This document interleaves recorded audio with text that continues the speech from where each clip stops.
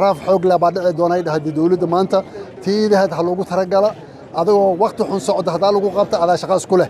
adoo waxa leeyahay hadaa lagu qabta adaa shaqo isku leh hadhow ma dhihi doontid guddiga ganacsatada caawi hebel caawi inta caawi ma jirto waxaa la samayn doonaa raaf cajiib leh ninkii waxa yeelay wixii adinka annaka iska haleynahayna dhibku wuxuu ka socdaa marka Soomaalida waxa maanta wax dila waa Soomaali wax hada waa Soomaali wax isdhaca waa Soomaali tii haday dhacday markaan ay tahay hadda annaka waa ka gaabsanay waxaan u deynay dawladda inay shaqadeeda qabsato horta guddigan ganacsatada markii la aasaasay sideedamihii markii la aasaasay arrintu waxay ahayd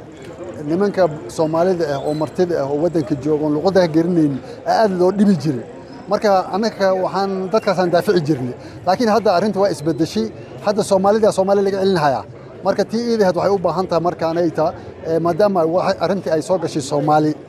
nidaamkii marka hore loo shaqeynaa waa in la bedela markaan dadkii